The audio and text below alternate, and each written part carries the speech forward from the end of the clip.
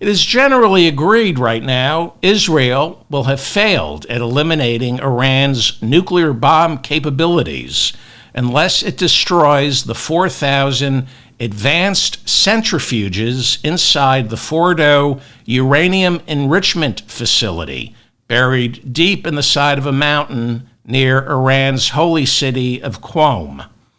A Trump White House official told CBS News yesterday, quote, "Finishing the job means destroying Fordo." But because Fordo is more than a mile underground, conventional weapons can't penetrate. Israel is reportedly prepared to send commandos in, but there's no guarantee they would succeed. The preferred option, at least for Israel, is convincing Donald Trump to sign off on American-piloted B-2 stealth bombers dropping a 30,000-pound bunker buster onto that nuclear facility.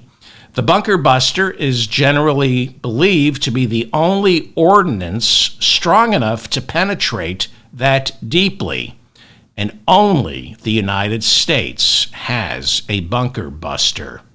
What Israel has presented to Donald Trump is he, and only he alone, can put an end to Iran's nuclear ambitions, something Israel probably should have thought about before launching these attacks last week, despite Donald Trump warning them beforehand not to do it. That's right, Trump was against these attacks until it looked like Israel was going to win. Winning what? I have no idea. So, after the first wave of airstrikes, suddenly Trump got on board the war train, abandoning his MAGA minions like Tucker Carlson, Tulsi Gabbard, Charlie Kirk, Marjorie Taylor Greene, and Steve Bannon, who all want to put an end to these forever wars overseas so the American military can focus on the real enemy, and that would be other Americans. There are now reports Trump has officially approved plans for American pilots to drop a bunker buster on Fordo. Now all that remains is Trump's go-ahead. And of course, there's the question of congressional approval. The Constitution says only Congress can declare war. Maybe you think Trump should drop the bunker buster, or maybe like me, you think the bunker buster will just be the prelude to a long slog in the Middle East for the United States, a quagmire, another quagmire. There's a difference of opinion. There always is in the lead up to war, which is why our founding fathers specifically wrote into the Constitution, Congress and only Congress has war-making powers. You don't lunge into war, you debate war. And after debating war, you vote against it because there's always a better alternative. And that's why here in America, we no longer debate war, because when Americans hear all sides, they will always be against it. In 2001, right after 9/11, Congress passed a war authorization that's still in place today, granting the president almost unlimited power to wage a global war on terror pretty much wherever and whenever he sees fit. This was initially the war authorization to send troops into Afghanistan, even though the Taliban didn't attack us on 9/11. And because this 24-year-old war authorization has never been revoked by Congress, presidents from George W. Bush to Barack Obama to Donald Trump to Joe Biden and back to Donald Trump, they've all used this war authorization to justify bombing missions over Yemen, Syria, Iraq, Somalia, and countless other countries. In fact, the reason Donald Trump calls the migrants terrorists is By calling them terrorists, it allows him to invoke this 24-year-old authorization to wage war on global terrorists. This way he can invoke the Alien Enemies Act, which he did back in March, to round up the terrorist gangs supposedly coming from Venezuela to wage war on us. Somebody should tell Venezuela they're waging war on us. I think that's the polite thing to do.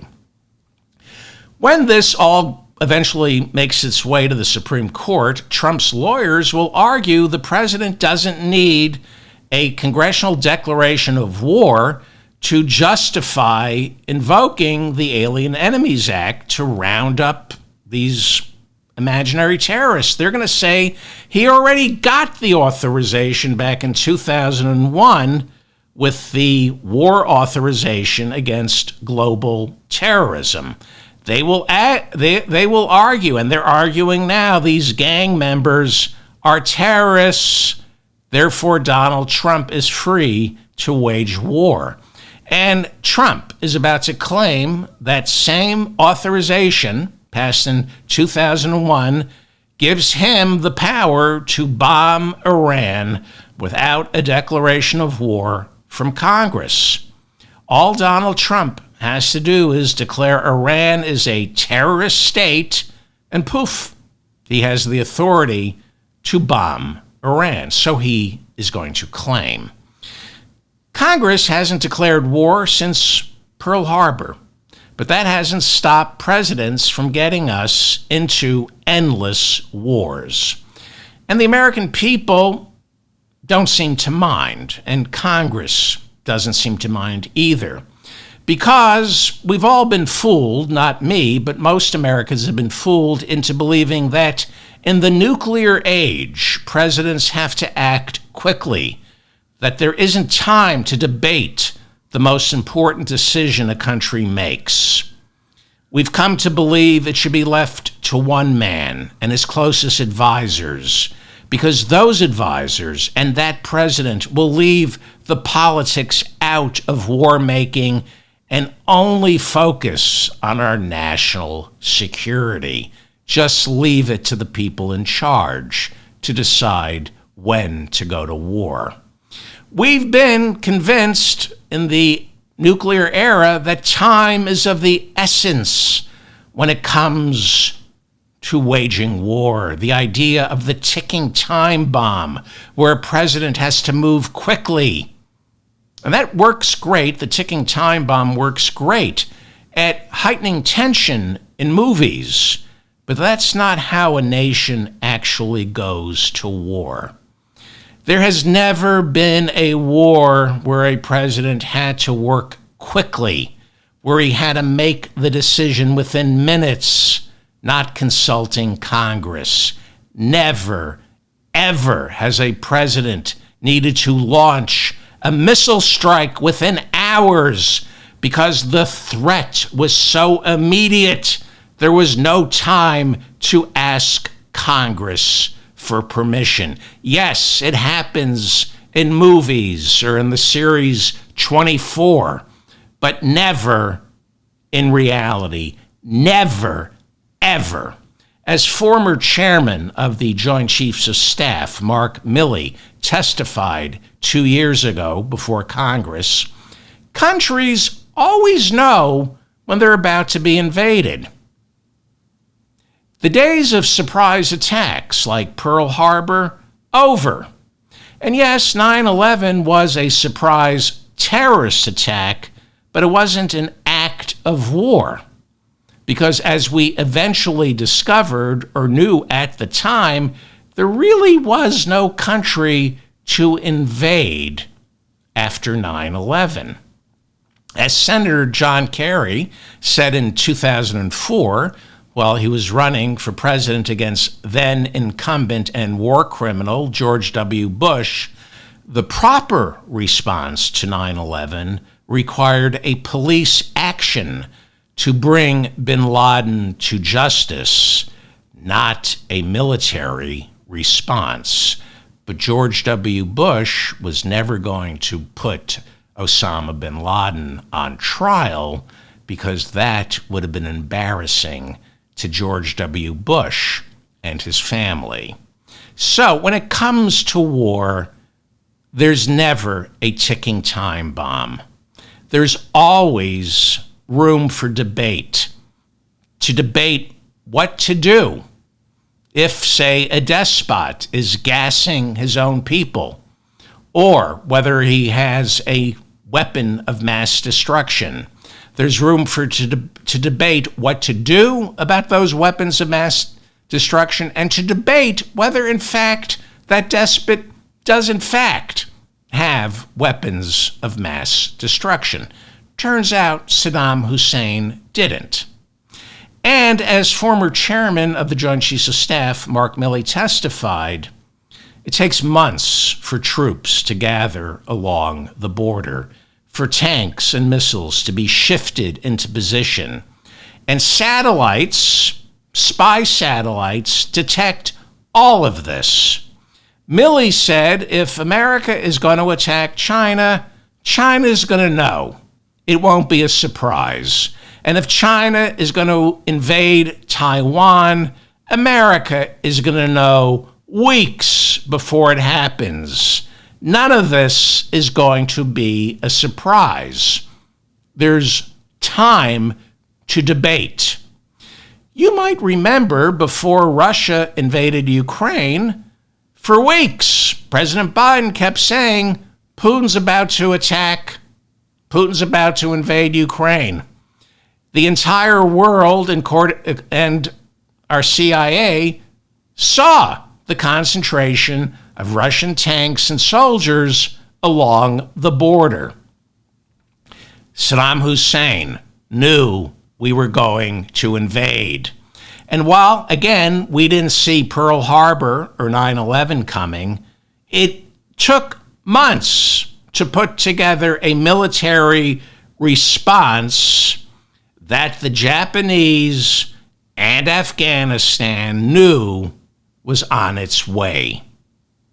There's time to debate. There's no ticking time bomb. Waging war always takes time, which means there's always room for debate. Bombing Iran is an act of war. They have not attacked us. They don't even have weapons of mass destruction. We know that. At worst, at the very worst, there may be, Iran is maybe 2 weeks away from being able to build a nuclear weapon if Iran ever decided to build one. John Ratcliffe is our CIA director. He's sitting in the Situation Room all week with Donald Trump. And according to Julian Barnes over at the New York Times, John Ratcliffe, our CIA director, told Donald Trump yesterday that Iran still hasn't decided whether it wants to build a nuclear bomb. Ratcliffe yesterday, head of our CIA, told Trump, if America attacks Iran, or if America kills Iran's supreme leader, the Iranian people are more likely to pivot and decide it's now necessary to build a nuclear bomb to give their country the same protection from invasion that North Korea currently enjoys. That is pretty much the same exact assessment our entire intelligence community has offered for at least the past decade, which means there's plenty of time to negotiate. There's plenty of time to talk with Iran. And most importantly, there's plenty of time for Congress to debate whether we should go to war with Iran. See, the reason we rarely, if ever, debate war is the arguments against it always far outweigh the arguments for it. Right now, all polling shows Americans want to stay out of the Middle East by a vast majority. Only 14% of Americans, according to an Economist YouGov poll out yesterday, only 14% of Americans want to bomb Iran. Americans do not want to go to war. Americans never want to go to war. We didn't want to go to war during World War II.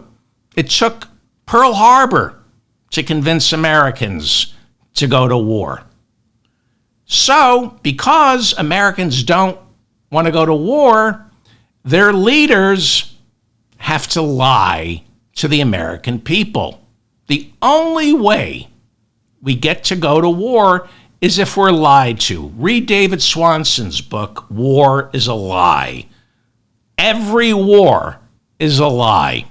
Read the Pentagon Papers. Read about Afghanistan, Iran. All lies. You cannot get Americans to support a war unless you lie to them. Like I said, Americans and Congress have to be tricked into thinking like day traders on Wall Street. We have to be turned into adrenaline junkies, convinced our president must act now. He must buy, sell, strike immediately because there's no time for constitutional niceties. Now, maybe some of you think Iran can't be allowed to have a nuclear bomb. But we can all agree they don't have one yet. They may never have one. Some of you might think Iran wants a nuclear bomb. But we can all agree they don't have one. The United States intelligence community concluded Iran gave up its nuclear bomb program more than 20 years ago. Our entire intelligence community repeated that claim this year to Donald Trump. Our CIA director is telling that to Donald Trump right now in the Situation Room. Yes, our intelligence community, Tulsi Gabbard, our director of national intelligence, also is saying that for a country that doesn't have or want a nuclear bomb, Iran's uranium has been purified way beyond civilian use. But our intelligence community says it would take Iran 3 years to produce weapons-grade uranium if or when it ever decided to build a nuclear bomb. There is no ticking time bomb that necessitates our president to act unilaterally without consulting Congress. The United Nations nuclear watchdog said in early June of this year, before Israel launched its attacks, that if Iran wanted to, it could become a nuclear power in less than a month. The UN is saying that Iran has become non-compliant with the inspectors, but is allowing inspectors into their nuclear facilities at least once a day. But the UN inspector is saying if Iran wanted to become a nuclear power, it would take at least a month. The United Nations watchdog also saying for a country that doesn't want a nuclear bomb, Iran's uranium is getting exceedingly pure. Benjamin Netanyahu, the Prime Minister of Israel, justified this week's attacks by saying his intelligence agencies have told him Iran could become a nuclear power if it so chooses, but it would take several months. So, why did Israel attack? The economy of scale. Netanyahu figured as long as we're already fighting in Gaza, Lebanon, and Syria, as long as the whole world already hates us, we might as well bomb Iran while the war machine is still plugged in. Because when you unplug that war machine, it takes forever to get it back up and running again. The spark plugs misfire, the ignition coils end up covered in gunk, the fuel injector clogged, and before you know it, the guy in the shop is telling you it's going to take another year to rev up the war machine without blowing a gasket. Armies tend to stay on the march. So, Iran says it doesn't have any intention of building a nuclear bomb. Everyone agrees Iran purified its uranium more than it needs for just running a nuclear reactor. Everyone agrees it doesn't have a nuclear bomb. Everyone agrees it's going to take time. They can't agree on how much time, maybe a month, maybe 3 years.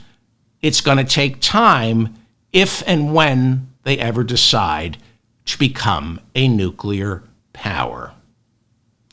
So, there's a lot we know, there's a lot we don't know.